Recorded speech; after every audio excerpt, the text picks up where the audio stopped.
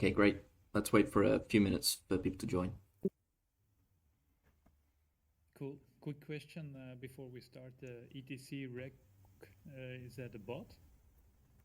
Yeah, I think so. That's Brolal. Okay. For the record, we are recording this.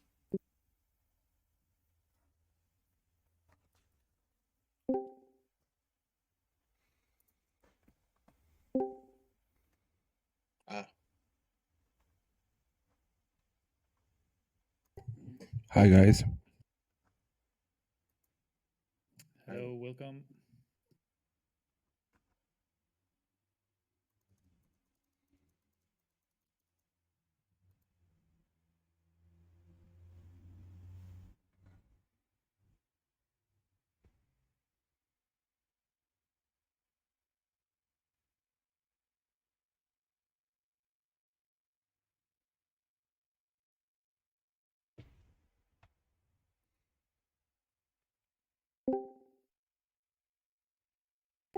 Hey Bob, how's it going? Greetings. Thank you for joining us today. No worries. Okay, I think we have a good number of people here, so we might as well kick things off. So thanks for joining us, everyone. This is a weekly call that we're doing now for the community, and same time pretty much every week. So you can join us every Tuesday to discuss things ETC. This week we have Bob Summerwill, Director of ETC Coop, joining us. So thank you, Bob, for joining us. We've collected a bunch of questions from the community Discord channel, and we have a lot of questions. So if we could please limit discussion until we get to the end, and then there'll be time to open up questions. So to start off, thanks for joining us, Bob. How are you today? I'm not so bad. I join you from rainy Vancouver. It has been looking like we're going to have a white Christmas here, get the snow in, but it's gone a little bit rainy now, so it's all grey and typical. There we go. I hope everyone is ready for their holiday fun. Yeah, feeling very festive. Okay, so first serious question: What are your thoughts on the state of ETC today? Well, I think we're in a challenging place where we don't have a clear roadmap, I don't think, that everyone is rallying behind. I think we had after the 51% attacks, we had this phase of, well, what are we going to do? How are we going to react? Which ended up with Thanos and mess and getting to stability. And then through most of this year, then we've had the Treasury hanging, and at least in terms of IOHK's proposal for that hit its end in September, and then we had the departure of IOHK following on from that. So from the co-op side, we have a rare luxury of actually having some funds, that following the price rises that we had this year, the fees from Grayscale turned into a really rather big pile of money. So that's helpful. As for ETC Labs and the core side, well, there's obviously not a great deal of action there.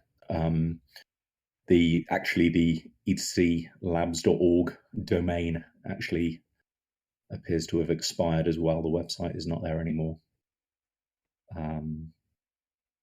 So ETC Labs, are they basically right now? It's just ETC Co-op as the active major team in the space. Pretty much, yeah. Okay. That's good to know. So yeah, I mean, you know, we have some runway on the co-op side, but what I think we really don't have is you know, an agreed direction and roadmap. You know, what does 2022 look like? Because 2021 did not work out the way I was thinking at the start of the year. And yeah, so really heading for 2022, coming to consensus on what, you know, what the real priorities are, I think is the real gap that we have at the moment. We've got Mystique ongoing, you know, so there was the core devs call earlier this morning, talking through a slight scope change and timing change. But that's, you know, just sort of ongoing maintenance work, and looking like that will go ahead. There's obviously ongoing work on both Korgeth and Bezu, just in terms of you know, ongoing maintenance and development. That's something which has changed this year on the Bezu side, because we've had Diego join Co-op as our first full-time core developer. So he's focused on Bezu. So that's been a good step up, because since 2019, where we started funding Bezu, all of that work has always been short-term contracts, really focused around the hard forks. We haven't had the capacity to actually contribute to just, you know, general health and maintenance and improvement of the client. So that's now happening. So that's good. We've had a switch over to Rivet for the RPC endpoints. So that's been a good quality step up. I think really looking back on that, the reliability issues that we were hitting were actually symptomatic of increased usage through this year. You know, that as we've had the price increases, there has been increased usage as well. So Rivet are now handling the back end of that, and that's been good. You know, we've had ongoing support for Block Scout as well. But yeah, you know, given the lack of consensus has been around first Treasury, also Kekak has not been, you know, completely universally loved. You know, 2021 has largely been a fairly stationary kind of year in terms of the platform itself. Thanks for that update. Lots to cover there, and yeah, it's good to understand that. Thanks. I'm gonna combine a couple of points into the next question about funding, and basically, from a community perspective, we'd like to understand more about what the actual runway looks like for ETC as it currently stands, and how those funds are likely to be allocated going forward. And is there a concept of having a bare minimum, and how much is that, and could that be contributed publicly by the community to help out in some way? Well, so the situation, to my understanding, is over these last few years, with the exception of some ETC which the Ethereum Foundation contributed to the co-op via Virgil, which was in 2018. Apart from that, the only source of funding that there's been on ETC has been from Grayscale. the funding which DFG have provided for labs and ETC Core, and IOHK's own spending on Mantis, on supporting Chris Severino's Let's Talk ETC as well, funding that they had for Kevin when he was community manager there. So IOHK, they left at the end of 2018. They returned. They've left again. So there's no funding coming from there. My expectation on DFG and ETC Labs is that funding will end very, very soon. They had, through 2019 and 2020, they had the incubator, they had a grants program, they had quite a large team within ETC Core, as in, they weren't just doing Core Geth, they were doing Expedition, they were doing Jade, LLVM, EVM, various other projects around the side. All of that, with the exception of Core Geth, was defunded in January 2021. So, all of those people, even social media side, PR people, Dean, all of the developers, with the exception of the Core Geth guys, those all just dropped out there nearly a year ago. So, and then my expectation is that will come to an end very, very soon. So then that leaves the only ongoing source of funding coming in to the ecosystem being Grayscale. So Grayscale, since 2017, have funded the co-op using funds from their ETC trust. So that has 3% a year fees, and they have given a third of those fees to the co-op on an ongoing basis. So through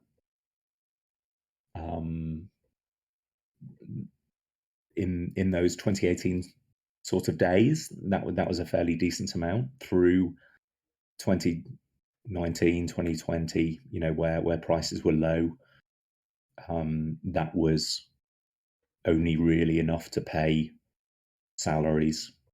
Well, first for myself and Yaz, and then myself and Stev, then myself and Kevin, and it was basically, not a lot of money. Through this year, that's turned into a pretty chunky amount. So I think we've got about 4 million, which is pretty amazing. But that comes to a close in April of 2022, and I do not expect that to continue. So my expectation is that we are going to have the pile of money that we have. We'll get a few more months worth of top up on that. So if prices hold, maybe that's another 1 million. But then there will be basically no money coming in. There will be that pile that we have, which is a US dollar pile. We have got some ETC as well, but the USD is more.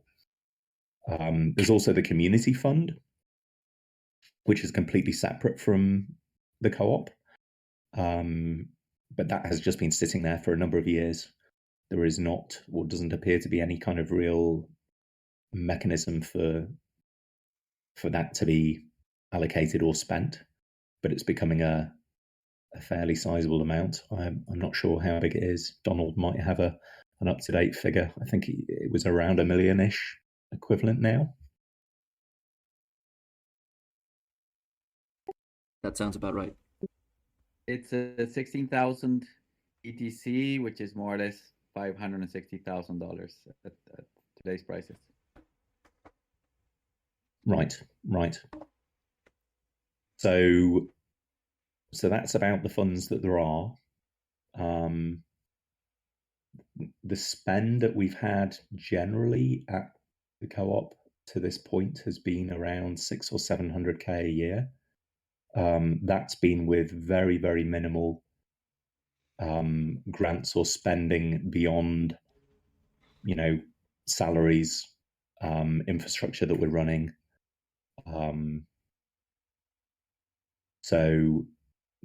But that was prior to Diego being added. So as if we're spending more on core developers, then obviously that spend is gonna go up. But still several years worth we could have at that level. But that's basically a status quo kind of a level, right? It's not including significant chunks of spending for solving large systemic issues that we have in the platform, for example, in terms of in terms of bloat, in terms of general sustainability. Understood. Thanks for that. With the new sort of reality that ETC is in, how do you think spending should be changed, if any way? And should there be a focus more on just basic client maintenance as opposed to other outreach programs? Well, I mean, it's hard to tell. Something that we had while ETC Labs were more active and did have their incubator and grants program is a number of attempts from them at building up ecosystem. So things like the chain safe bridge, the WETC. There were platform level spending things. Also, funding of particular projects or teams on top of ETC. I mean, that it's only, to my knowledge, during that phase that we've really had funding being provided for DApp development on ETC. Now, I mean, given that we now at the co-op have a larger pile of money, that doing some kind of grants program or something based on that is certainly feasible. The question is whether that's going to be effective. I mean, this is something that Donald's spoken about a number of times as well. Is do you is that kind of like artificially like pumping things up in a way that you're not going to get value for money on your spending, or is the reality that we are competing with all of these other chains and there are giant amounts of funding available in other ecosystems and projects, that's the competitive space that you're looking at is if somewhere is well funded and it's an EVM chain, it's quite likely that teams will follow that money.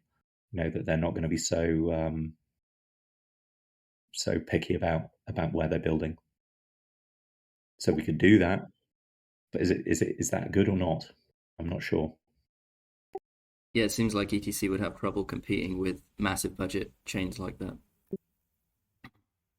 Absolutely. I mean, you see this.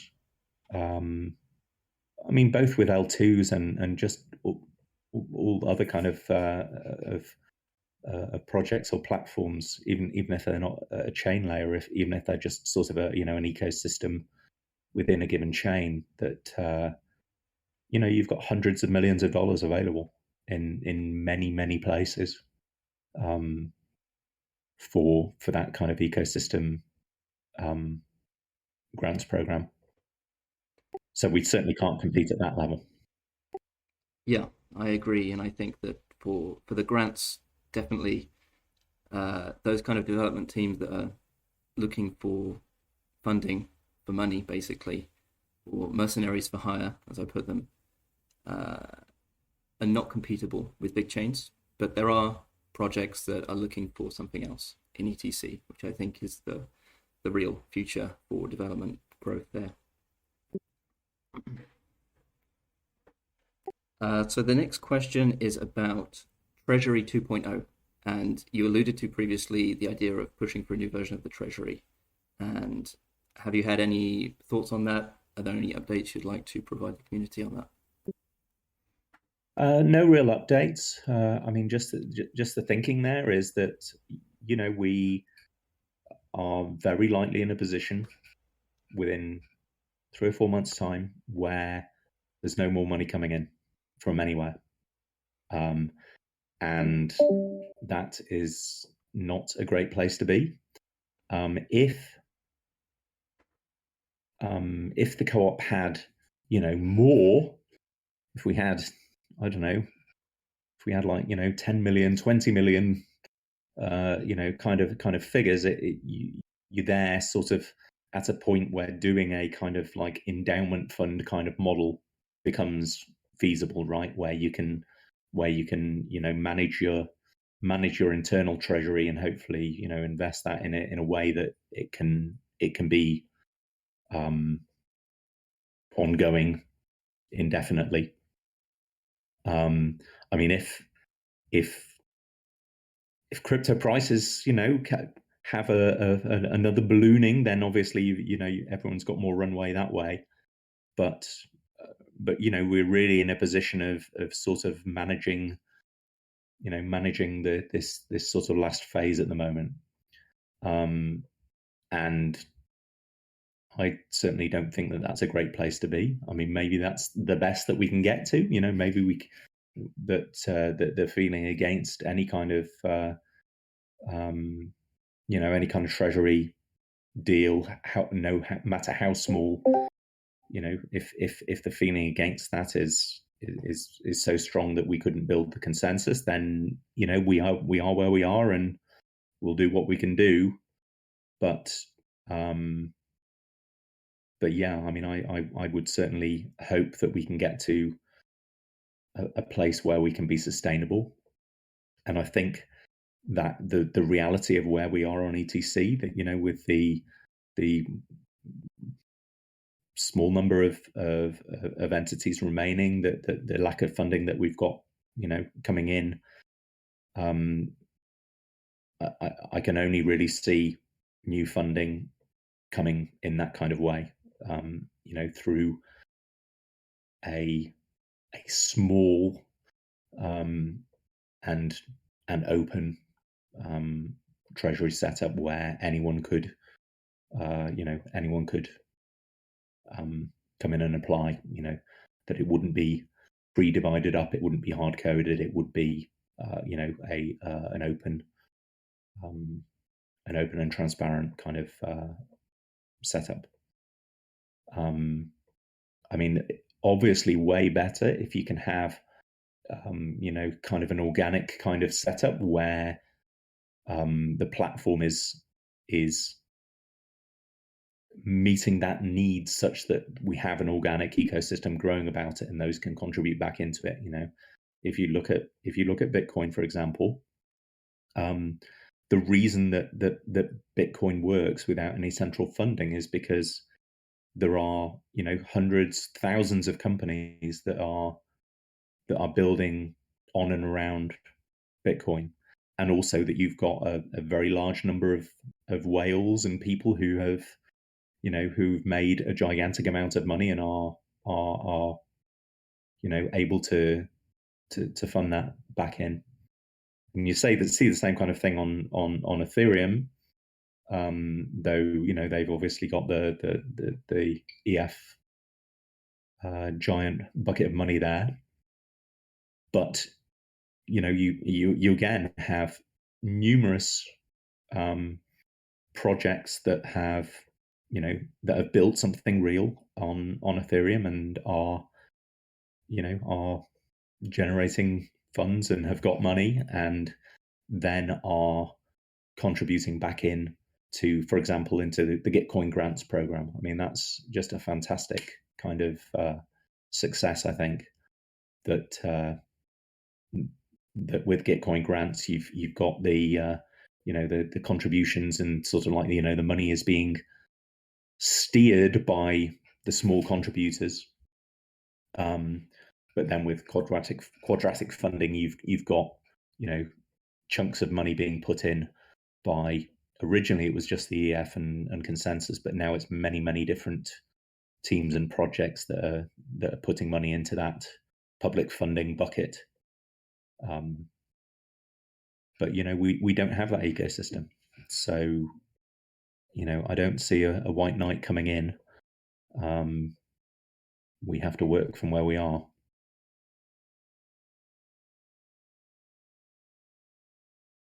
Okay, that makes sense. Thanks for that.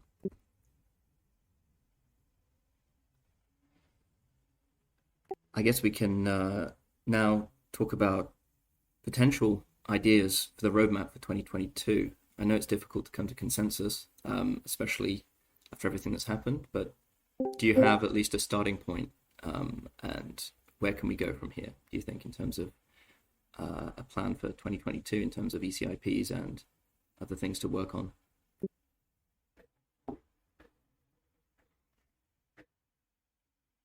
I would welcome input, really.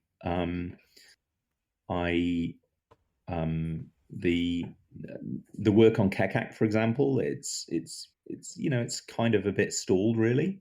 I think we're definitely going to keep going on that, but coming to consensus on whether that's going ahead or not is proving hard. I will certainly be exploring looking at alternative Treasury options. We, in terms of hard forks of changes coming from Ethereum, I think things are really kind of slowing down a fair bit there. So heading to the merge, I guess there's going to be some EIPs coming out of that would make sense on ETC. I mean, bits not related to the merge itself, just other changes that are popping in there. But beyond that, I mean, when we do get to that point of the merge, we really are in a place where we are going to need to be, standing on our own feet, and looking back to the end of 2019, there were a number of changes that were proposed there, which never quite came to fruition, which I think are worth looking back on again, to do with bloat. So, for example, looking at gas limit, one of the changes actually that's in Mystique is a sort of a largely anti-gas token measure, which has finally come to fruition. So that will be good. But yeah, I mean, beyond that, we'd have to. I mean, the issue I think that we have is that on the research side, we just don't have any.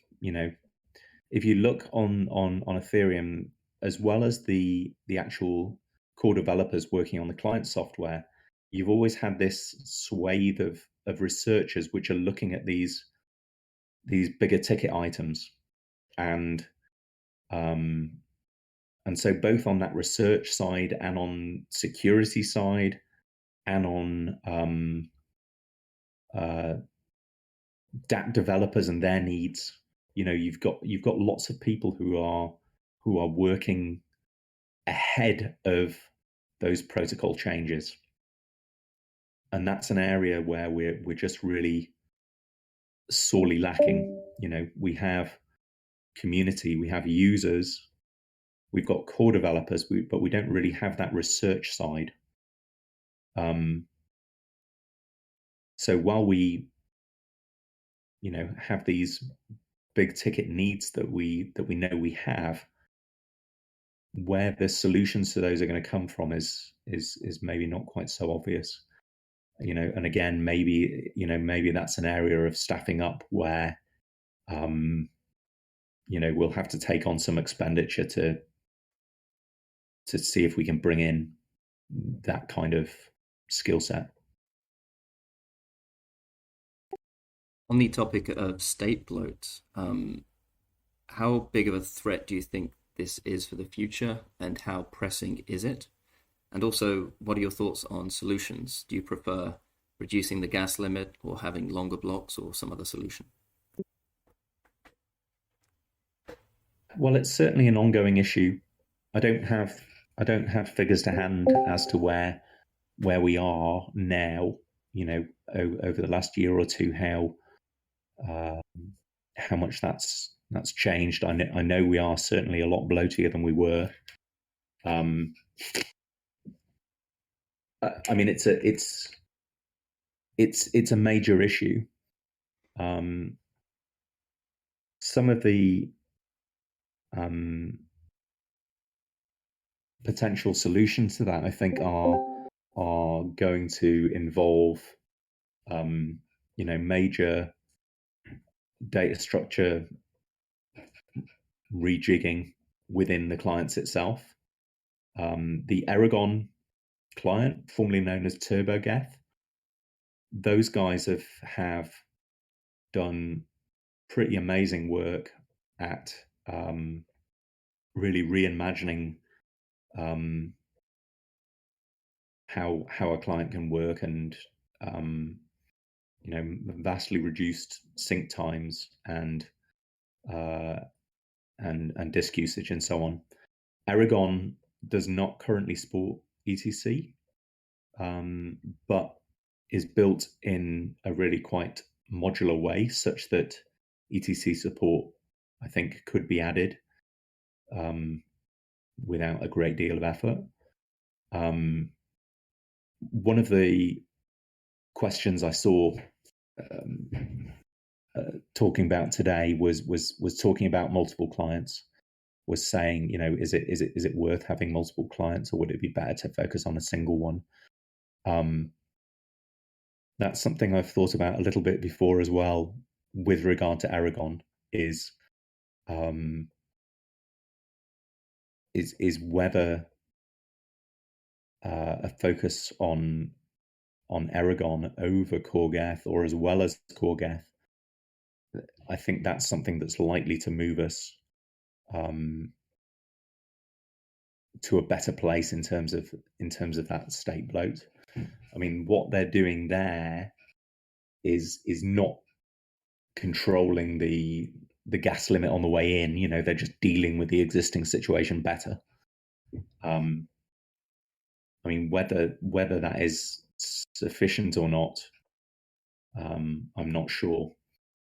I mean, the issue, I think, that there always has been with the gas limit, because I authored an ECIP that was proposing either a fixed gas limit for ETC, or one which was sort of following a Moore's law kind of curve, so it was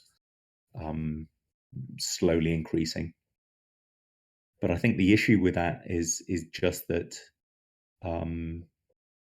if you're constraining that too much, what that's going to do is it's going to rule out particular dApps being workable. And given the dApp shortage that we already have, I don't know that that's something which is going to serve us well. I mean, I think that the worst element that there's been has been like spam attacks like gas token, where the space is literally being filled up with zeros. There is no like real value in what's being done there. It's a pure attack on a poorly calibrated incentive mechanism. So yeah, it'll be interesting to see that mystique change, and see how that affects gas token and its like. On a similar topic, with regards to the Turbo Geth, is there any hopium potentially that after the merge, some of this talent will need a new home and have the ability to contribute to ETC as a continuation of the sort of old school Ethereum? I'm not sure, and the reason why I say that is that my expectation, looking back a couple of years or what have you, where there was this talk of F2, right? Here you go. Here's the when F2 arrives, it will be proof of stake. It will be sharded. It will have these different execution environments. So maybe things are EWASM, maybe things are EVM. And it was unclear what the transition plan would be to get to that. But it was fairly clear that that was a new thing which was being built, right? That you'd be in F2 world, and that would be a new and a different technical thing. What's actually happened in terms of the launching of the beacon chain first, and then the merge, where really what's happened with the merge is to my mind, it's almost like a bit of a giving up on a good number of those goals. EWASM has died on the road. The EVM is the answer, and what you get with the merge is really sort of saying, well, we're going to keep running the F1 execution environments, but the consensus is going to be switching to use the beacon chain. But effectively, what you're going to have at this merge point is as though they're just kept going with the existing clients, and it's just like, well, it's proof of stake instead of proof of work, but everything else stays the same. So it's still EVM, and there's still no sharding, and the Ethereum 1 clients are going to just continue as was. They're not getting replaced with Ethereum 2 clients. You've got the beacon chain clients, which I guess you'd kind of call Ethereum 2 clients, but those code bases are running as well. And what you've got then on those execution environments like Geth and Bazoo and Aragon and Nevermind and so on is really like a continuation of the norm. They're not stopping, they're not being replaced, which is what it looked like it would happen, right? Was that you'd had these new F2 clients that had been built, as many as 8 of them at one point. I think there's maybe about 4 or 5 that are left going now. But the expectation really was that, okay, initially those were getting the beacon chain, but then they'd have the execution bits in them, and then they would go on, and the F1 clients would be dead, right? And so then, from an ETC point of view, looking at Geth, for example, well, we're still going to need Geth, and Ethereum would not need Geth anymore. Well, that isn't how it's worked out. You are going to have Geth forever. So I don't know that there's going to be really core devs left unneeded. That isn't going to be the case. You're going to have those clients continuing to be used for Ethereum, and also obviously for a lot of Ethereum downstreams other than ETC. There are many EVM chains which are using Geth variants in the same way that we are, and yeah, I don't think that the merge approach is really going to result in anything very different there. It's actually quite a different pattern than I'd thought it was going to be. It's a messier pattern.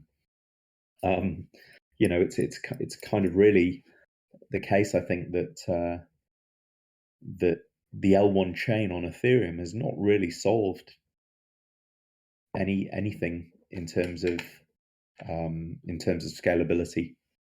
The only real output that you're going to have of the work since 2015 now, so it's like 6 years worth of work, and I think the only practical thing that you're going to have is that you've switched from a proof of work to a proof of stake scheme, and that kind of Ethereum but with a different consensus is something that's existed in code bases since 2014.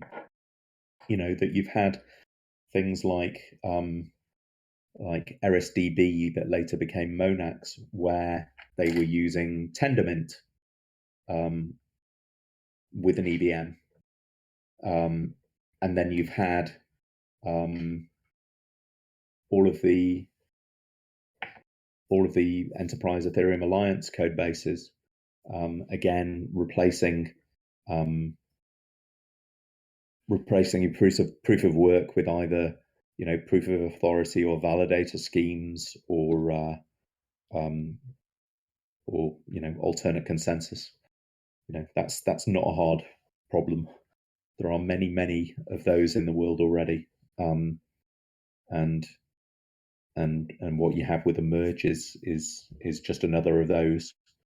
It's just on the largest, by far, chain and ecosystem that there is in the public space. So it's not to underestimate the coordination effort that was needed to get to that point, and is still needed to carry it out.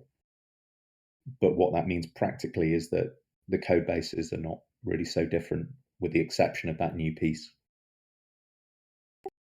Very interesting.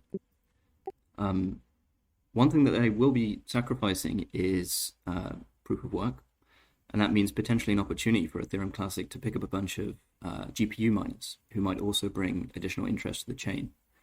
How do you think the merge and the potential of getting these miners jives with the idea of switching to a new mining algorithm? How do you see the future playing out in this regard? Yeah, well, I mean, I guess there's different thoughts there, short term and long term. In terms of looking to attract ETH GPU miners, obviously, a change of consensus is not appealing. But longer term, I mean, to my mind, the whole kind of main rationale or thought behind looking at Kekak is that ASIC resistance was chosen for Ethereum essentially as a means of holding off ASICs prior to the transition to proof of stake. And the goal for Ethereum to transition to proof of stake, like the timelines have just shifted on that like so many times. Like I think it was, maybe it would initially happen in as early as 2015, and then it's just dragged on and on and on. But that choice of ASIC resistance was really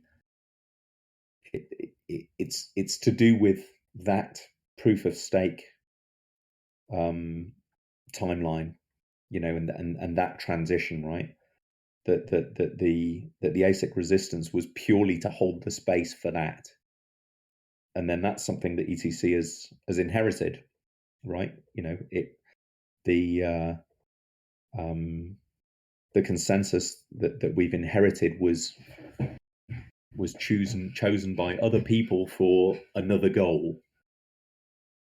And I mean, ultimately, there was some great discussions at ETC Summit 2019 along these lines, where really ultimately, like, ASIC resistance, the thing that people have an issue with is not really ASICs per se, it's unfair availability to that hardware, right? It's an uneven playing field, and it's the thought that that ASICs are a less fair kind of a less fair economic kind of playing field than GPUs. The thought that, well, GPUs are more widely available, so that is going to be a more sort of equitable kind of setup. But I mean, ultimately, what miners are doing is providing security to the network. That's the value that they're providing, right? It's just a straight kind of incentives deal of saying, well, hey, you provide network security, and you will be paid for that. Well, as we saw there in 2020, we didn't have a lot of security. Maybe that's been adequately rectified by Thanos and Mess, or maybe it has not. But really, the thought there on Kekak was that nobody is owed their ability to continue to make money on their GPU miners. That you really have a pretty industrial scale kind of setup for GPUs as well. The sort of thought that anyone can just go and get a graphics card and get that set up and so on. That is not really the economic reality for most people. That any kind of edge that you have in terms of being able to buy things cheaper, electricity costs a primary thing. That really ultimately it is an industrial scale kind of thing now, mining. That it is not really going to be economical for small players, and that kind of thought of, well, think about the little guys. That doesn't actually help ETC thinking about the little guys. You want hash rate. You want a lot of hash rate, and that is primarily going to come from large industrial scale operations, not from little guys. So the thought really on Kekak is, well, what is the simplest kind of thing that you can do, and that is that's to do something really very similar to what you have on Bitcoin, is just to use a standard hash algorithm and take out all the DAG and all of the gobbledygook which is there to meet this ASIC resistance need, which was really in place for another end goal. But yeah, in terms of timing, given that we do have the merge probably happening, Q1, Q2 of this next year. I think Kekak would be better suited for later. That makes a lot of sense. Thanks for that. I'm aware that we're very close to the hour, so at this point I wanted to open up questions to the rest of our participants. So if anyone has any questions, please feel free to jump in. Thank you. Can I go first? Please go ahead. Okay, so thank you, Bob. I want to congratulate you first. It was a very hard year and interesting in the same time. You did a great work. Thank you very much. Thank you. One thing that I want to ask you is just a personal curiosity, and maybe you can tell me, did ETC Labs agree with the sweeping mechanism?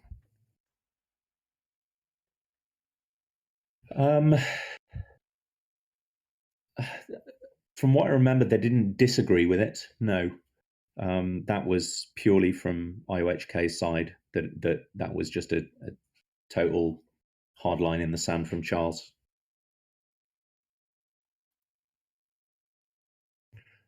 Okay.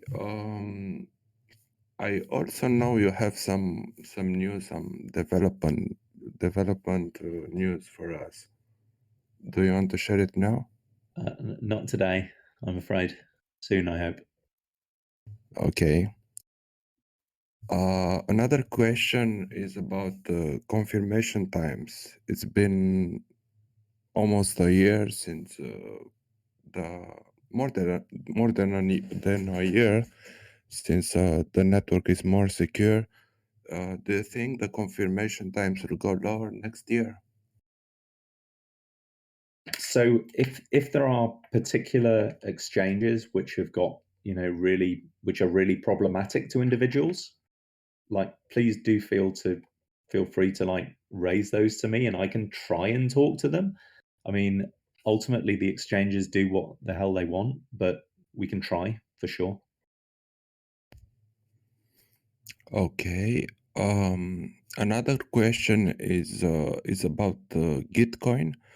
Do you think we can use that platform for future improvements? We can. The issue there is, though, is that Gitcoin is allowing you to like steer the money, right? That you can have projects, put up their proposals and people can choose to put their money where they choose. But I mean, Gitcoin is not a funding source. So I mean, it would depend what you'd be looking for from Gitcoin. I mean, the Gitcoin grants, as I was talking about there on the Ethereum side, I think that is a great kind of model. But the other thing that is needed for that to work really well with the quadratic funding model that they have is that you do have to have a good number of people who are contributing to those grants. Not in a large amount of ways, but to get the signal there that you need to have a lot of people who are effectively kind of voting with their feet. And I don't know that we have those individuals. Okay. I have another question. It's related about the threats the blockchain industry will face next year. We saw this year a China ban, a Russia ban, an Iran ban, a Turkey ban, and so on. How do you see next year? Do you think more threats or regulations or government interventions may affect the development of blockchain industry? I'm not worried. It just happens again and again. It's the same story every year, right?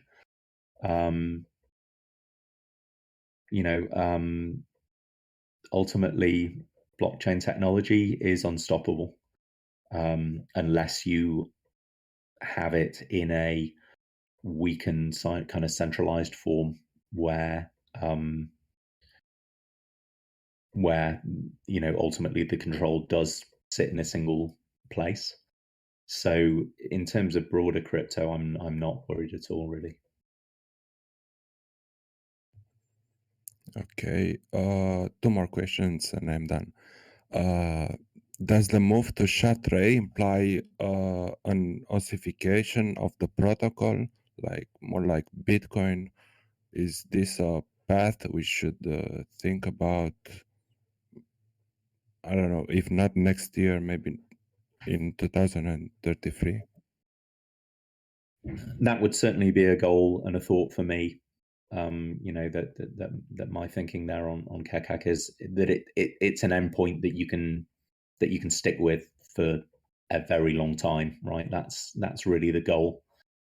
In a way where if you're doing ASIC resistance, it's a cat and mouse game. Where having a simple, well-tested hash is something that you can just stick with for a very long time. And another one, Grayscale has a lot more projects now. Do you think that development teams may start operating together or find a way to bring innovation from one chain to another? Within Grayscale, you mean? Yes, like Yes. being... No, so that isn't really how they work. I mean, Grayscale is a very sort of conventional finance company, really. That happens to operate within the blockchain world. As you say, they have a very large number of funds now. They've really ramped that up over this last year or two. The goal that they've had has always been to get these funds converted into ETFs, into exchange traded funds, right? That they would just be a very conventional ETF that you could buy at any brokerage, and getting that mainstream realization. With they are pushing for that hardest on Bitcoin. That they just recently announced that they were sending a letter to the SEC, really pointing out that the SEC's approval of the Bitcoin futures ETF that there was recently, doing that is very inconsistent with not approving a spot market ETF. So I'm pretty confident that Grayscale will have a conventional Bitcoin ETF very soon, and that following on from that, their other funds would follow on quite soon. ETC is quite unique in the co-op receiving those fees from Grayscale. They don't do that for any other platform, and it's purely down to Barry and Barry's ETC love and affiliation that has been the case. So there isn't, in terms of other funds that they have or whatever, there's no equivalent ETC co-op kind of deal. So yeah, no. Okay. What do you think about a bridge to metaverse on ETC? So I mean, in terms of metaverse stuff generally, I think I'm a bit cagey about it. My own background most of my career was in video games. I worked for Electronic Arts for 15 years. And, you know, it was exciting to see, you know, VR really coming to reality with Oculus and similar things. But I think I'm just a bit cynical about the whole, you know, metaverse kind of buzzword, because there's nothing really new, you know, like everything that you've had with VR and virtual worlds and stuff. I mean, it's been going on for years, and yeah, you know, maybe if you've got if you've got blockchain based assets and NFTs and things representing things in a metaverse, it, you know, it kind of makes sense, but I don't think we're going to see anything like very exciting and real happening in metaverse in the next little while. There'll be, you know, it's a real hype cycle kind of thing going on. If you look at Decentraland, for example, which is another grayscale fund kind of project and DCG supported. I mean, that's been around since, I don't know, 2017 or so. You know, and now it's kind of hot because of metaverse, but you know, I think it's there's going to be an awful lot of spending on metaverse stuff in the next little while, and it does not excite me very much yet. I think there's going to be a load of garbage happening, but there'll be some useful stuff there. But you know, it could take a decade before it's like really real.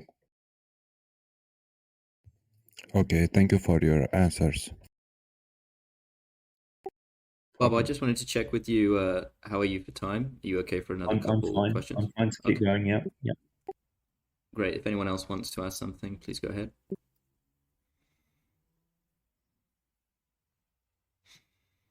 Yes, we have a question from JT in the community call notes. He wants to know if, since Classic Swap failed, that maybe the Coop will create a DEX and use that income to fund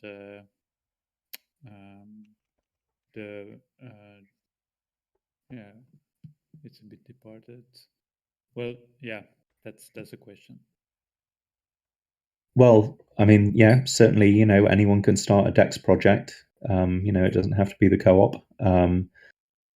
You know, as to whether that would bring in money or not, I don't know. You need, it's one of these chicken and egg things, right? Where you're going to need a lot of volume for that to be the case. DEX, I mean, I remember right back at the start of my involvement on Ethereum that there were people trying to build DEXs in 2015, and you know, and it was an ongoing thing, you know, sort of the birth of DEX world. But it took, you know, a good number of years before really Uniswap really made that, you know, a real reality. But the reason that worked is that there were huge range of ERC20 tokens that were active and live on Ethereum. You know, you'd gone through ICO peak, and there were, you know, so there was lots of that stuff around. So it's certainly possible for somebody to launch a DEX on ETC. But I don't know that that's going to see a lot of volume or certainly revenue generation in any kind of hurry, because there isn't anything to really to trade.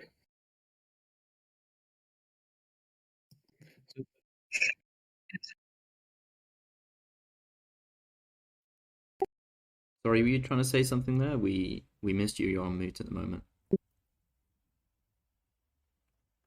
Can now, yeah.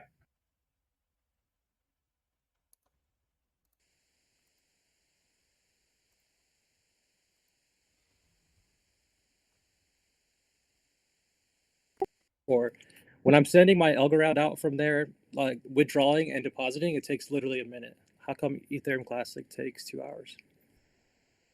That will be down to how they have configured their confirmations.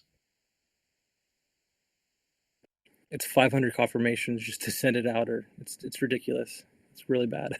Yeah, I would agree. And some of that, may be just this sort of lagging thing off the 51% attacks, where a number of the exchanges, ramped up their confirmation times really significantly, to keep safe. And then in some cases, they've obviously stayed in a with settings which are now quite ridiculous. That we all had a significant amount more hash rate now than then, but they will not have adjusted down accordingly. So yeah, just to say to anyone, if you are hitting these things on exchanges that you are using, please do let me know, and I can try and talk to them, and they may or may not listen. I feel like you've dumped your ETC for Algorand. Is that true? I've heard that from somebody around the chat. Algorand? No. I've never been involved with that before. No, I've never held Algorand. All I really know about it is Greg Colvin, who used to be and is an Ethereum core developer, did some work for Algorand for a while. That's about all I know. I think Silvio's a genius. Like, he's a cryptographer, and just like he does really well for the community. Yeah, he seems to be a very competent kind of guy. So yeah, it's one of the professor chains.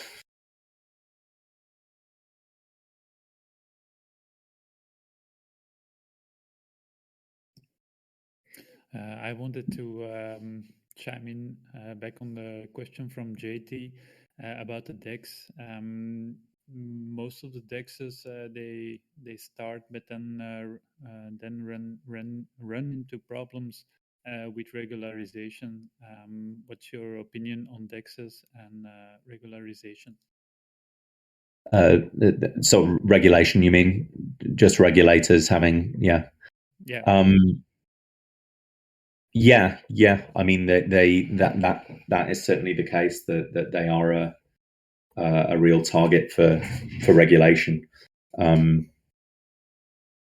Because they're basically running an exchange, and exchanges are, they are money movers, and they are often the junction between crypto and fiat. So they are, they're a primary target for regulators to be looking at. And then you have on a DEX, you do have this this very odd characteristic of that they are providing that kind of functionality, but without working in the same kind of way at all. That conventional exchanges, they really are holding your funds. They are custodial, and on a DEX you have a very different kind of setup. So yeah, I'm not sure where things have ended up with for Uniswap and SushiSwap. I saw something recently where Sushi are getting a real world legal entity. Is that right? Maybe somebody else knows more than me, that they kind of came to the conclusion that they kind of needed that. And Uniswap have Uniswap Labs. But yeah, how much hassle they get, I don't know. But yeah, I can certainly see it being a something that could be problematic to your life were you to do that.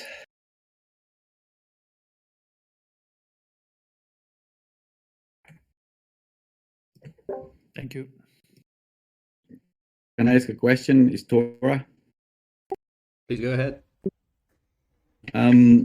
Bob, I it's fine. I would totally support the amounts in the case that ETC Lab leaves and a future consolidation of the node in TurboGeth. If they have this new format and data structures, etc., that help with bloat, I don't see any problem for Ethereum Classic to be only a TurboGeth node network. And also, I don't see any problem ETC Co-op being the only entity funding core development. I think that's fine. You said something that you changed your opinion or your view about the migration of ETH1 to ETH2. The original plan was more dramatic and all the nodes had to change because of EWASM and stuff like that. But now it's much less traumatic in that sense because the same clients that are used in ETH1 used in Ethereum 2. So my first question is, does that mean that Ethereum 2 is not going to be sharded, or is it going to be sharded? That's the first question. The second question is, does that also mean that ETC may still continue to inherit EVM even when Ethereum 2 migrates? Thank you. So in terms of sharding, my understanding is sharding is a future thing that there's been some work on, but it's a future thing. So given how poor Ethereum has been at hitting milestones and deadlines and things, even for things which are well defined, I think that means, to my mind, sharding may not even happen ever, or it might be years and years away. Certainly what's happening with the merge is kind of, is a bit of an anticlimax. It is just literally like, well, you've got your Ethereum 1 clients and you're going to be running that process, but you need to be running another process for the beacon chain consensus, and APIs have been built for those two things to talk to each other. So what you will have at the merge is a hard fork on the execution side, so the ETH1 client side of effectively like talking to the beacon chain side and following that as opposed to the the longest, most worked chain. So yeah, what that means at that merge point is really kind of like nothing very much. The chain continues as is. It's just the consensus has changed. But on the ground, that means that you've got these two clients that you have to be running, not one, because this big changeover has just not happened. It's just this kind of cobbled together half thing. But yeah, I think what that will mean, and especially the fact that EWASM isn't really happening and EVM has kind of won. It's kind of ossified on its own. That will mean that we can continue, I think, to inherit that that work. So perhaps some of these bloat issues which affect Ethereum even more are things which work will be done on that side, and we can just inherit. Sorry, what was your second question? That was the second question. Thank you for the answer. Okay. The first question was, I forgot. Sharding. Is sharding? Is yeah, it happening? Sharding. Yes, yeah. No, you answered because it was sharding that you already responded, and if we are going to continue inheriting, which you responded positively. That's huge for ETC because we're going to continue inheriting research from the EVM standard in general, no? Yes, yeah, and I would agree on that. And in terms of sharding, I mean, I think some of that is just like, they've just not got to the research yet or what have you. But another part of it has been the real success of roll-ups. That roll-ups have become really, really central, and that you are seeing, the successful L2s using roll-ups, and you're getting scalability that way without the sharding. So you still will see talk about saying, and when we have sharding as well, there'll be 64 shards, and it'll be shards times roll-ups, and it's going to be, we'll have 100,000 times input throughput or what have you. And it's like, I think that's still all a little bit hopium-y, that the stuff that's really happened out of that sort of F2 roadmap has really like boiled down to pretty much, well, we did the beacon chain, and that's run for a year and it's worked, and we've got like loads of validators, and then we're going to go live with that. That's kind of what's happened. Mm-hmm. And that's kind of about all that's happened, and nearly everything else is kind of either dropped away completely or is delayed and is still ongoing. So yeah, I'm kind of a little bit cynical that maybe sharding will never even happen ever, but maybe it will. But it's not happening in a hurry, that's for sure. I think. Hey Bob, can you hear me? I'm sorry? Mic check. Can you hear me? Yes. All right. So could we let Donald finish his thought? Oh, I'm sorry. Go ahead. Yeah, Bob, I think that your view regarding the migration of F2 is very positive for Ethereum Classic, and the fact that Ethereum Classic is going to continue to inherit, that's amazing. Regarding my first comment was the fact that ETC Coop remains, say, in an extreme case, as the only funding source of Ethereum Classic, and we migrate completely 100% of nodes to Turbo Geth, because it's a much better technology and partially solves bloating. I think I'm very fine with that. I think it's perfect. What do you think about a world where ETC only has TurboGeth? Do you think that's feasible or something that makes sense? Can I also add to that question? Do you see a future where ETC is part of the official TurboGeth client, or would this be a fork that's maintained separately? So yeah, just to say, so TurboGeth was the older name. Aragon is the current one. The interesting thing though is that so TurboGeth was kind of a prototype, kind of an experiment, really, to see whether this stuff could really work. And the answer's been yes, it can.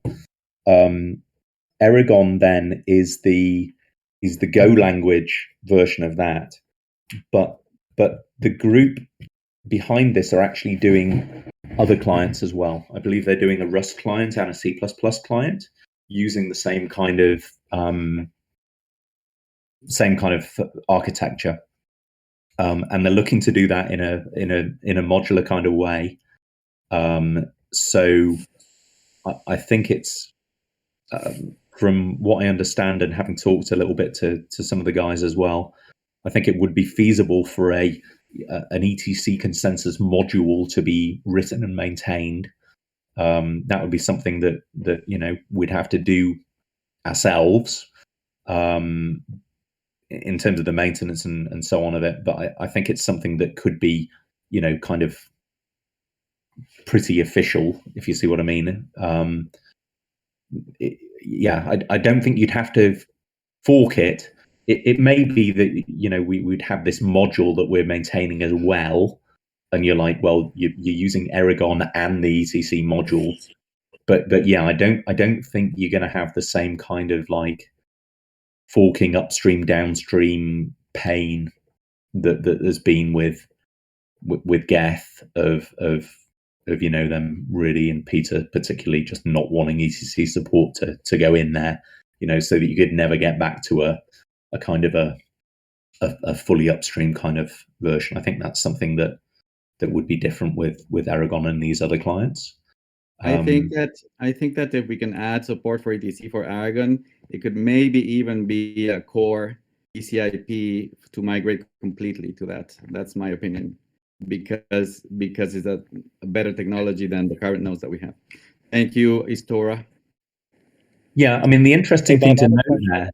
Oh, the interesting thing to note there, just to finish that up, is that the changes that were made in TurboGeth and Aragon, they're not protocol changes. You know, they're not consensus changes. They just built a better client. So it's quite interesting in that way that they've managed to achieve all that they've had, but without any consensus changes. So that's great, because it means, you know, you don't have to say, okay, everything in ETC is going to use Aragon and we're not going to do any other clients. You know, you don't have to force it in that way. Like a soft I fork. think. Sorry? It's like a soft fork. Well, it's not even that. It's just a better code base. You know, like say, here you go. I mean, it's literally like somebody has built a new client and it's better. You know, Amazing.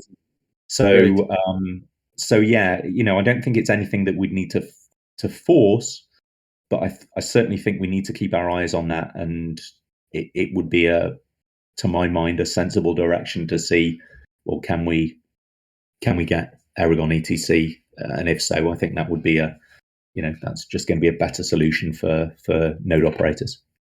Thank you. I'm going to study it. Thank you, Bob. Bye. Yeah, go ahead, Shirley. Okay, so I have two questions. The first question is, I'm kind of thinking from a new investor's point of view. Like, let's say somebody online sees, ETC to 1,000 by the end of 2021, let's say, right? And they buy a bunch of this Ethereum Classic, thinking, oh, it's gonna pump, it's gonna pump. Do you think that looks bad on Ethereum Classic when it doesn't pump to that price? That's my first question. Yes.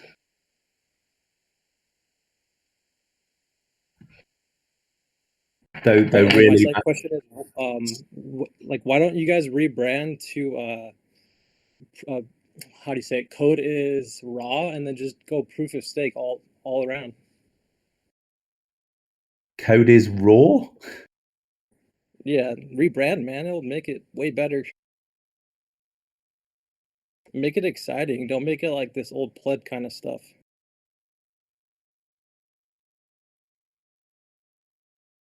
And go proof of stake, you were saying as well? I'm kidding with the proof of stake. Right.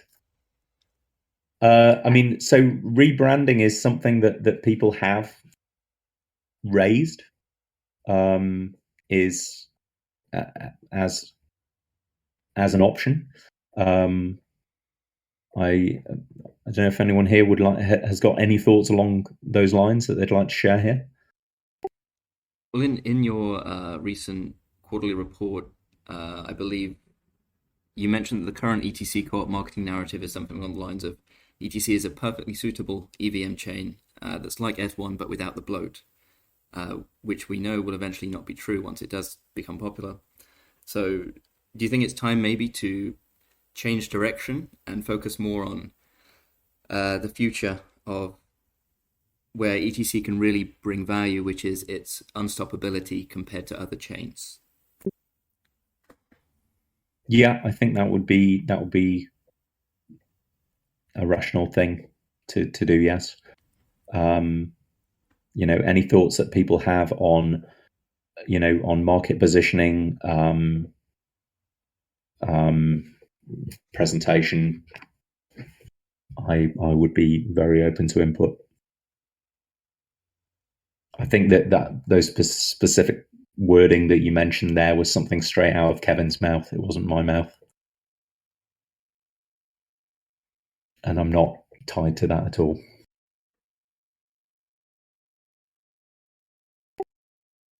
Good to know. It's an interesting problem to figure out what a narrative should be in a decentralized community, but it's good that we're able to have the conversation. And if anyone's interested in contributing to the effort, then please step forward and join us.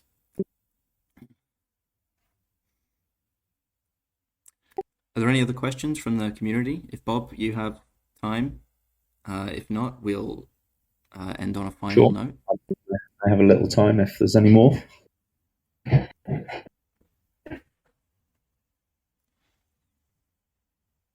just want to say thank you, Bob, for all that you did for ETC over the years. You're great.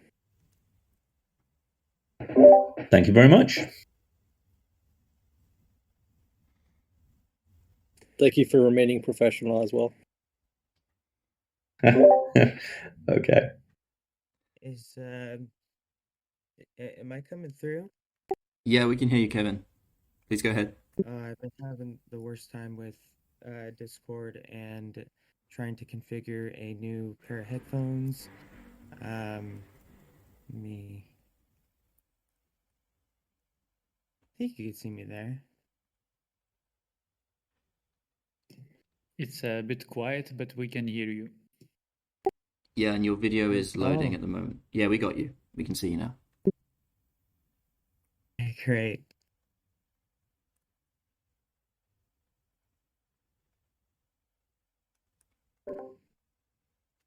And now you've frozen. That Bobby is. Shoot. Maybe it might not be worth it to. You're okay now. What was that guy's question before that was about rebranding and sort of things like that? I believe it was well, there was the code is raw, which I'm not sure if that was the joke or if the joke was the proof of stake. But there has been discussion like very, very, very early on with Igor and with ETC Dev talking about potentially switching to a hybrid proof of work, proof of stake algorithm in the long-term future. But it was never pursued because I don't know, maybe Cody, you maybe know more than me, but it seemed like they had more infrastructure, infrastructure development that they needed to focus on to keep the project alive.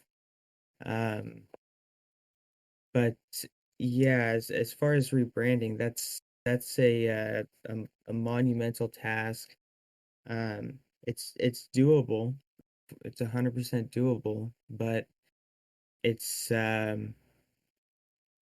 it would take a lot of man hours and a lot of resources, and maybe it works, maybe it doesn't work, maybe maybe we would be seen as, Bitcoin XT or, Bitcoin Classic or something like that. Whereas right now we are the legacy Ethereum. Like that's just a matter of fact. We're the legacy Ethereum chain.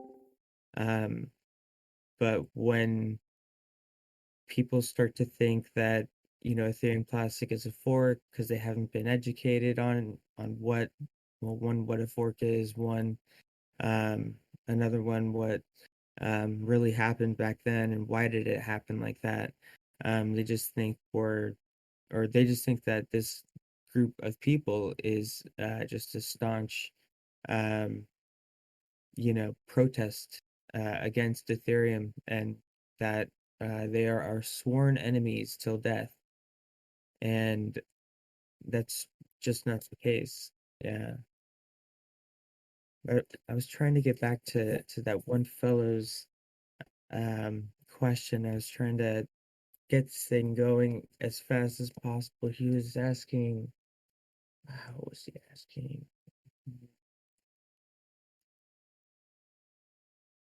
Well, I'll come back to it later.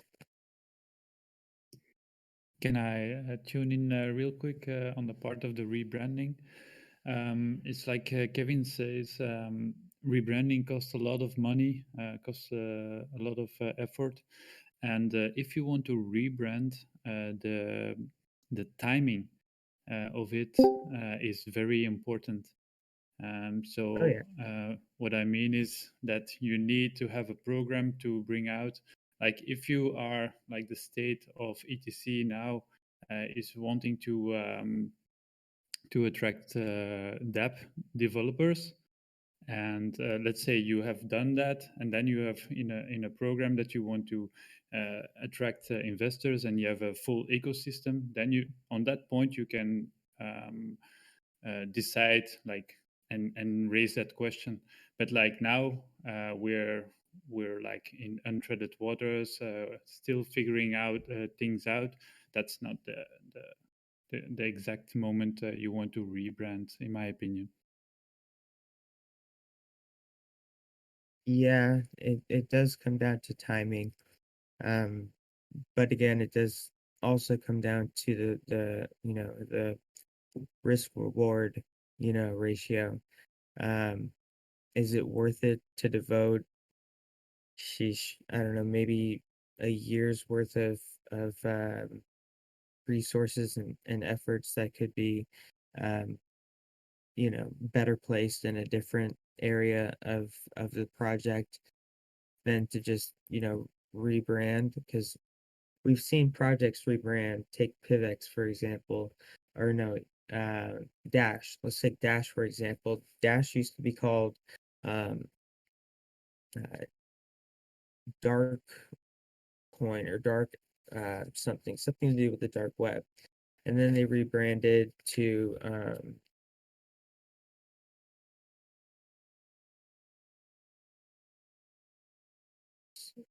something stupid like that.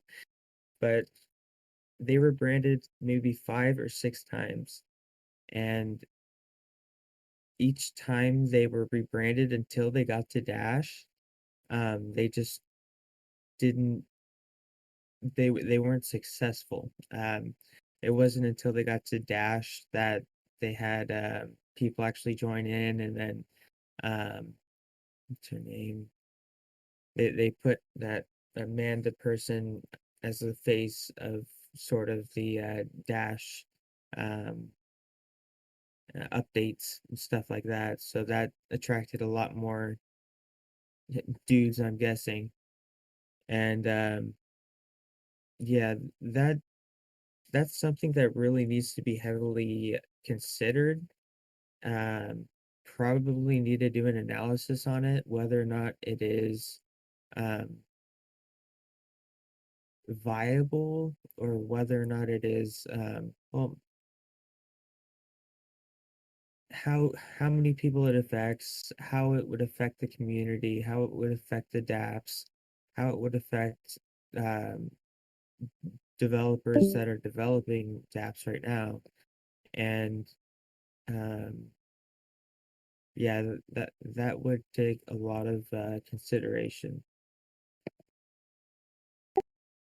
My personal view is that I don't think Ethereum Classic needs to change its name at all. I think what really needs to happen is education and getting back to the roots and realizing the actual sort of unique thing that Ethereum Classic has to offer that the vast majority of people are just not aware of. And it's really just an education thing about what is the reality of it. That coin was called Dark Coin from Dash. I just want to add that at this moment, I don't think rebranding is necessary. We just need some graphic packs, like video packs, photo packs, just to have some templates that anyone can use and go from there. But the main thing, in my opinion, should be for the next year is making the website look better and keep it updated. Yeah, Yep, I would agree with you. We are very close to launching a new version, actually, and for those that are interested, there is a preview available in the website dev channel. And yeah, we're basically just finishing off content at this point, including an introduction to ETC that covers the whole code is law, the genesis, the DAO, and the whole point of decentralization. So hopefully more of a kind of guided introduction as opposed to what we have right now on the website. We should take the I want to say first that Bob mentioned in the notes that he has to go and also Donald. So maybe we can. Yep. Thanks for that. So yeah, thank you, Bob, for joining us. It's been a real honor to have us to join us on the community call, and yeah, we wish you and your family a really nice holiday. So thanks again. Cheers for coordinating. It's been fun. Yeah, thank you. All the best to everyone. Happy holidays. I'll still be around. I had some technical difficulties and joined a little bit later, but yeah, I'll still be around for the, I don't know, next 30, however long, however many questions you guys have, I'll be here to answer. Yeah, we can still continue this. If anyone else is interested, I'll also be around for a while. So let's keep going. Cool. So to the DApp developers right now, what are your main concerns with Ethereum Classic? What are your main what is favorable to you with Ethereum Classic? Yeah, those are like the two questions I wanted to ask any current DApp developer or any anybody working on a DApp. Is the tooling up to date? Is the could the tooling be improved? I know I've seen some posts about relying on MetaMask. Yeah, just anything. On the point of MetaMask, I think that Ethereum Classic, it would be nice if there was a fork of MetaMask, because Consensus has like a weird licensing thing They with have a MetaMask. law on it, right? Yeah, they made it so if you have more than 10,000 users, MetaMask has the right to charge you to use MetaMask, or Consensus has the right, which is not very open sourcey. So having a fallback to MetaMask would be a good thing, and it'd be good to have it before we need it. Yeah, definitely. And does that, I mean, speaking on like have you tried using you know the POA networks their fork of MetaMask, or like Saturn Networks Saturn Wallet, or things like that, or are those not even in the ballpark? They're just not as developed or not as efficient as these MetaMask tools would be. I have not personally used them, and they may still be viable, but I'm not sure whether they're being maintained or updated. Basically, this any fork of MetaMask before about August last year, is now no longer receiving updates, so it would need to be maintained separately. Okay, so yeah, the Nifty Wallet by POA, they are still updating their fork of MetaMask. As far as Saturn, I am not sure. I still see Saturn in the game store, I mean in the Play Store. But I don't see, periodic updates. But if I was you, I would check out the Nifty wallet. Nifty is what typically I use with regards to an extension on Chrome. But it's just the same as MetaMask, and it's probably better because it gives you a little bit more options. But MetaMask obviously is branching out. They're doing mobile. They're doing a lot of other interesting things with Web3. But yeah, Nifty isn't too far behind, and I think probably that might be a good solution for what you're looking for. But if not, we're sort of in communication with them. It's just not, they just don't like us. Who don't like us? Nifty? No. Meta Oh, consensus. sure. Yeah, I don't think they do.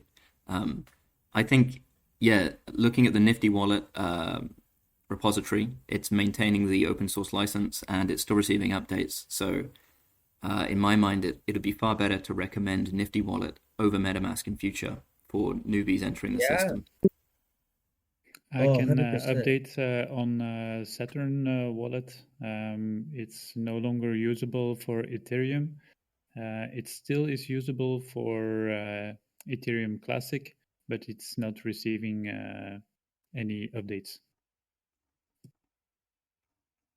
Do you know how many versions it's already gone by since they dropped sort of ETC?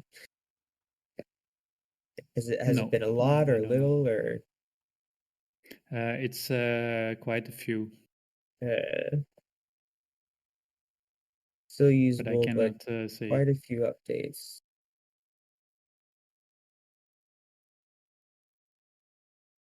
Yeah, they appear to be very focused on their own thing and not even considering collaboration or even open source, development styles, or even open source in general. I mean, the whole point of open source is to share, your project and share your code, let everybody see what you're doing, and then let them, have at it.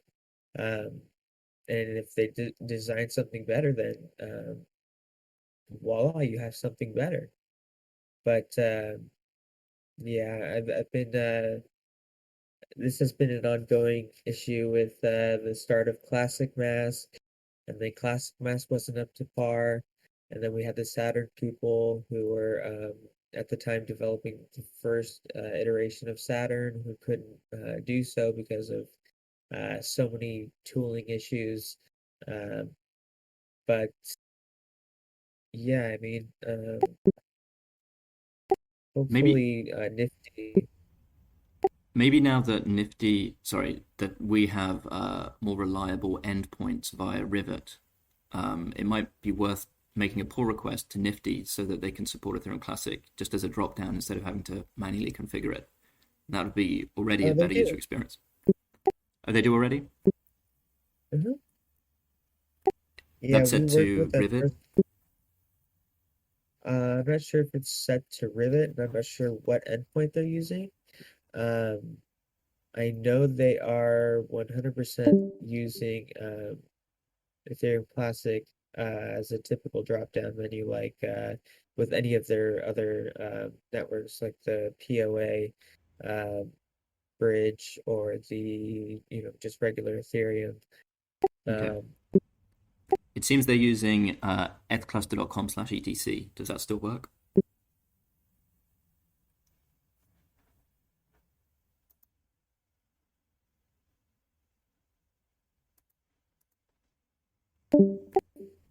Hi, Kevin. let me double check on that.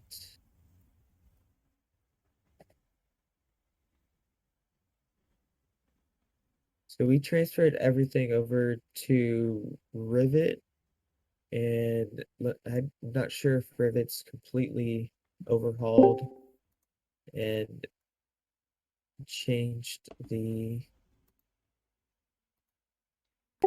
It link does look like it's still to. working. They have a JSON response from that endpoint, it seems. So Okay, so yeah.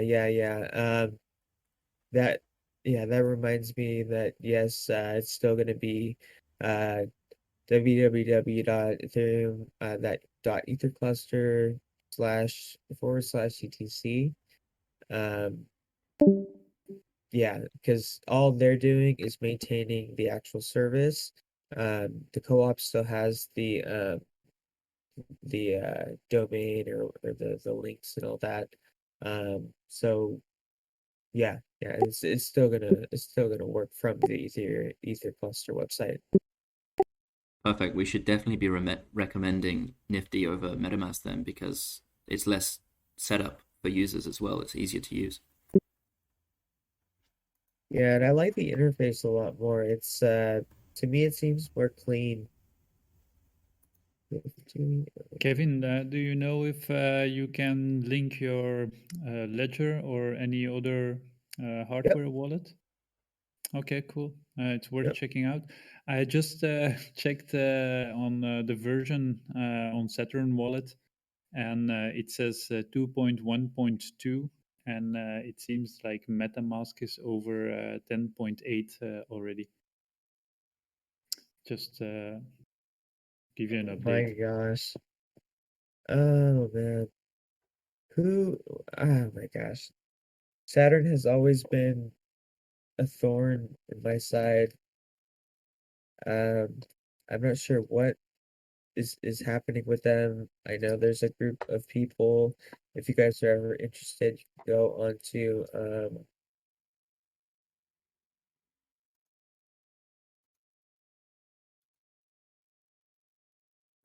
let me bring it up here. But they have a full group uh for that, and it's all about Saturn and about how you can actually cash in your investment because they had an investment program, and people were wondering how am I supposed to get my well, first of all, how am I supposed to get my Saturn back, and why would I want to get my Saturn back if there is no Saturn? But they made it possible for you to do so. Let me see here. I always forget the name of this app. It's okay.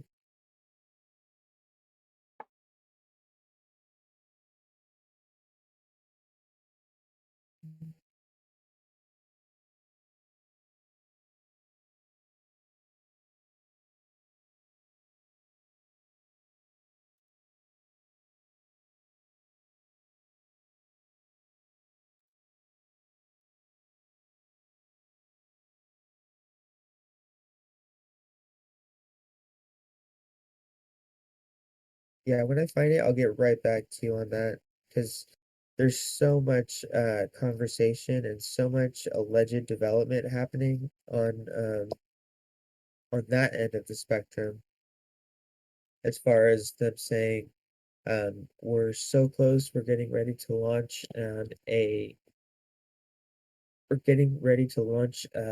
sort of a Saturn 2.0, which they were supposed to do in January. They got my hopes up. I'm sure they got other people's hopes up. Um, and then they just vanished. And then the reasons were, oh, the developers weren't communicating with me, who was when I say me, I mean I think it was Rados, or it might have been a few other people, or Rados or Sam. No, it was Sam. Sam of Rados, yeah. Uh, he was their community manager, or their the face of Saturn. So allegedly there were only two developers working on Saturn, and the way he explained it was they either got burnt out and they just couldn't do it anymore, even though they had a tremendous incentive to do so. And they also had partnership with OKX. They had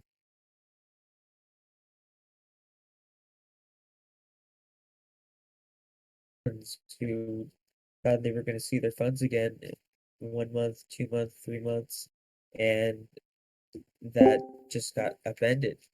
Um, so it was kind of it was a shock to see that they were gone, and to see that their websites had all been changed to African Netflix style sites.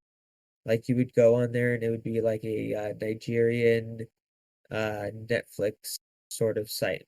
Yeah, and it would all be, like movies you've never heard of. And then you would go to their forum and it would be something completely different. And it was almost like a hack. Like, did they get hacked? Like, this doesn't make any sense. But no, they set it up that way, and it was purposeful. Um, they all wanted to be anonymous. They wanted to remain anonymous, and I mean, that is, you know, that is a possibility. But once you get to the level where you're trying to manage a lot of people's money and you become a money transfer business, it's going to be a little hard to remain anonymous. But yeah, after they disappeared, um, a few people, including myself, joined that chat channel, and it was being discussed. What do we do? How do we move forward? And one person, her name was Carol, or his name was Carol, I don't know.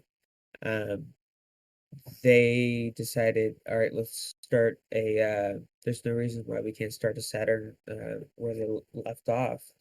And they gained a lot more volunteers, and they gained a lot more um, community members, a lot more people signing into the channel. And they said they were going to launch Saturn 2.0, which was supposed to include liquidity pools. It's supposed to be the sushi swap, but for Ethereum Classic. Like, even better than sushi swap. But it just never came to fruition because, like I said, the developers apparently weren't talking to Sam, and nothing ever came to fruition. And it's the unfortunate reality. I mean, I don't know why you would promise or even create such an expectation where you think to where you make other people think that you're going to deliver this amazing piece of software, which I wrote a blog post about and dove deep into, and it was going to be it would be better than sushi because it allowed other non-ERC20 tokens to join. And there would be also, the full plethora of features for those non-ERC20s to join and, start a liquidity pool, start farming, start doing all these different cool things. But yeah, alas, it never happened. They quit in a very shady way. Absolutely no communication. Yeah, it was. Yeah, I don't know if I personally would trust them again, but I mean, there's always second chances to be given. Maybe have to keep them at arm's length, so to speak. But yeah, supposedly they're making a comeback, and they literally said at the beginning of last week, we're only a week away. So I'm gonna take They're launching on ETC. Yes, but I'm gonna take that with a grain of salt because of their pattern history and their behavioral history, and because I don't know who Carol is. She's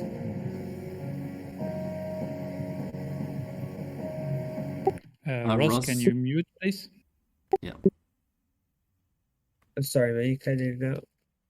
No, there's someone whose mic was on. You can continue. Oh. Yes, so yeah, the ringleader, their name is Carol, but I'm trying to find the name of it's a very popular sort of chat interface where companies will use that instead of It's Slack. called Keybase. Keybase, yes, Keybase. Okay, perfect. Sorry, I was going to ask. So you're talking about Saturn Network is the one saying about the next week or a few weeks? The Saturn being the second group, the group that decided, let's just do this on our own. I'm in that Keybase. I know who you're talking about. Okay. Are you on that Keybase? I'm on the Keybase. I'm not really on the team. I chime in every now and then. I've talked to what's the guy's name? Old Crypto Geek. Yeah. Oh, Carol Carter. Okay, yeah. Yeah, I've actually tried to be a part of the project because you know, I also invested with them. I really believed in what they were going to do, and I'd like to see that either come to fruition or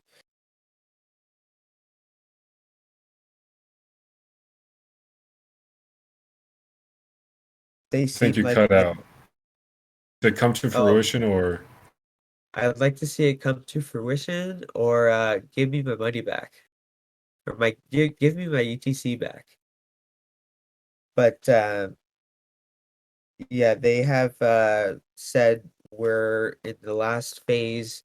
We need more people to join our DAO, and yeah, that was the very last thing that or very last update that I remember after logging out of or not logging out after just closing down the app.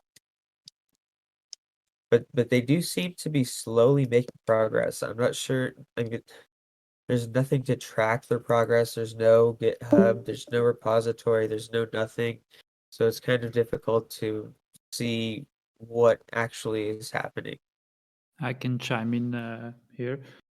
So on the Keybase, there is actually on the pinned node, you can download a binary, and make an install, and you can transact. And I haven't done it myself, so I'm not aware of what the result is. But I think it is really cool what they are doing. Yeah. Because the idea will be that everybody who wants to interact with the DEX will have to install a client, and this client will have a wizard, and this wizard will have an endpoint. So that means that if you can manage to make the user growth, that means that there will be immense amount of nodes, and not so really decentralized in the core of the meaning. Yeah, I thought that was a better way of structuring it. Whereas the first, whereas the original Saturn, didn't have that. They sort of wanted to do everything sort of out of pocket. But yeah, that I liked very much, and I do agree with you. I think that team has done. I'll call them a team now because they've sort of been together for months now. They've done some really good work in decentralizing an already decentralized, exchange. I'm actually looking forward to hopefully seeing that one image that I have printed out with their that Saturn put out come to fruition, where they had liquidity pools and basically everything Sushi Swap has, Uniswap has. I mean, Uniswap's been around forever too. It wasn't until like not fairly recently, but recently until they actually switched over and started doing all these other nice UI features. Sushi Swap actually, took the breath out of them. Guys, it's coming up to 2 hours now, so I'm gonna bounce out. It's been a pleasure, and thank you for coming. I just wanted to mention that we will be doing this call every week on a Tuesday. The times might be tweaked slightly, but we're going to try and do this every week for perpetuity now, just to get the ball rolling and continue the discussion. So thanks for everyone that came, and I'll see you next week. Okay, bye Epic. everyone. thanks for chiming Oh in. yeah, I just got here too. Is there a title to this meeting? Number 5.